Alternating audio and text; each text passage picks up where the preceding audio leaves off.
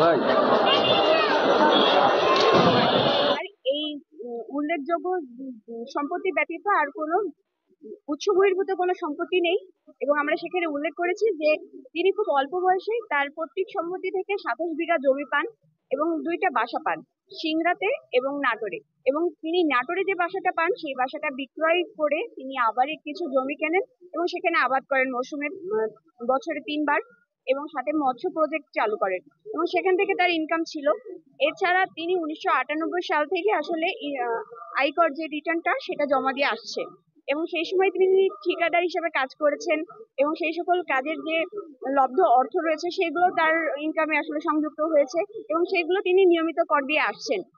এবং পরবর্তীতে তিনি হাইকোর্টে যখন লয়ার হন, জাজ কোর্টে লয়ার হন, তিনি দীর্ঘদিন যাবৎ প্র্যাকটিস করেন এবং এই প্র্যাকটিস লব্ধ অর্থ তার সেটাতে সংযুক্ত হয়েছে।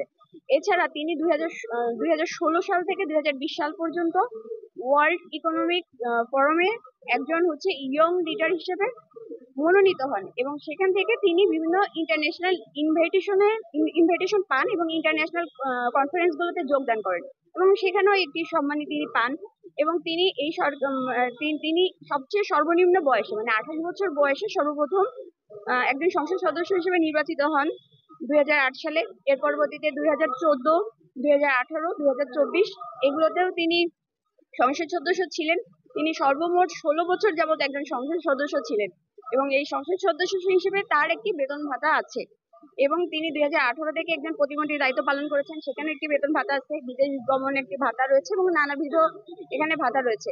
তো আমরা বিগততে এটাই উল্লেখ করেছি যে আর এছাড়া এছাড়া আপনারা নিশ্চয় অবগত আছেন যে একজন যে এমপি থাকেন তারা কিন্তু শুল্ক মুক্তভাবে গাড়ি কিনতে পারে এবং তিনি এরকম গাড়ি ক্রয় করেছেন এবং পরবর্তী তার 5 বছর যখন অতিবাহিত হয়েছে তখন তিনি সেটাকে বিক্রয় করেছেন এবং এই যে গাড়িটা কিনেছেন সেটাও লোনের টাকা দিয়ে কিনেছেন, পরবর্তীতে লোন পরিশোধ হয়ে গেলে ওই গাড়িটা তিনি বিক্রয় করেছেন। এভাবে তিনি সর্বমোট 2টি গাড়ি বিক্রয় করেছেন এবং সেখান থেকে প্রায় 4 কোটি টাকা তার ইনকাম হয়েছে, সেটা তিনি এফডিআর এবং সঞ্চয়পত্র হিসেবে রেখেছেন।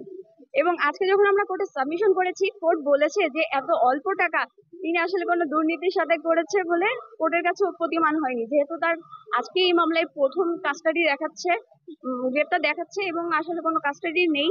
স্বল্প কাস্টাডির কারণে আমাদের জামিনটা আজকে নামঞ্জুর করেছে, পরবর্তীতে এটি আমলে নিতে হবে। আমরা দেখলাম যে জুনায়েদ আহমেদ পলক বিচারককে কিছু বলছিলেন।